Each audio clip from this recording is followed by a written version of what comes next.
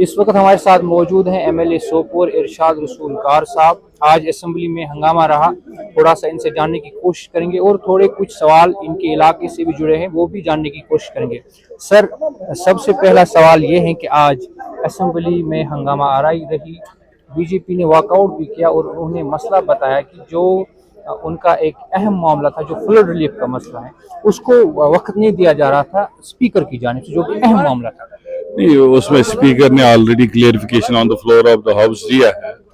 उन्होंने क्लियरली कहा है कि उसमें कोई रेजोल्यूशन आ रहा था, उसमें डिस्कशंस हो रहे थे, तो उस वजह से डिसअलाउ किया गया। तो उसने टेक्निकली अपना स्टैंड स्पीकर ने क्लियर किया कि जब मैंने एक बार डिसअलाउ किया उसके बाद मैं अलाउ नहीं करता। उसके बावजूद आज 0 आवर में उन्होंने उस पर अपनी बात रखी। काफी सारे ऐसे मामले भी सामने आए, करप्शन का भी इल्जाम लगाया बाज़ाब्ता एक न्यूज़पेपर दिखाकर। आज एक न्यूज़पेपर फ्लैश करके कोई किसी पे करप्शन साबित नहीं होता।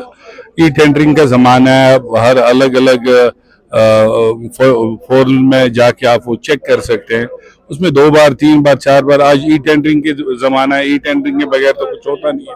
उसके बावजूद भी अगर कुछ है तो वो ड्यू कोर्स ऑफ इन्वेस्टिगेशन में बाहर आ जाएगा, उसमें इतना घबराने की जरूरत है।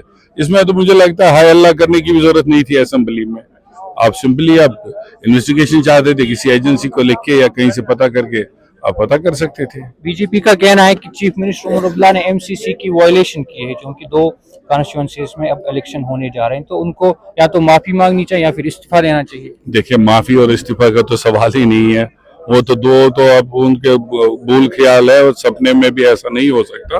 वो तो हमेशा यही चाहते हैं कि किस तरह से हम अमृत सरकार को गिराए।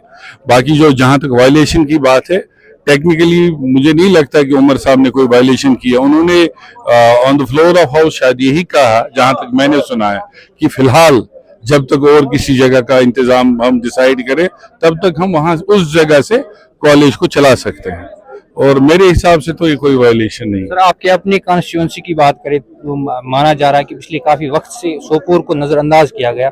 वहां पर काफी सारे मसाइल हैं, चाहे वो रोड्स के हैं या बाकी मसाइल है, वहां पर हॉस्पिटल्स के हैं, तो उस बारे में क्या कुछ कहना चाहिए? देखिए, आहिस्ता आहिस्ता जिस तरह से उमर साहब ने सोपोर आके इलेक्शन में वादा भी किया था कि मैं सोपोर के मसाइल हल करूंगा, आहिस्ता आहिस्ता वो मसाइल हल हो रहे हैं। आज की डेट में ऐसी कोई फाइल, ऐसा कोई कागज नहीं है कि जिसकी वजह से सोपोर का कोई मसला रुका हो।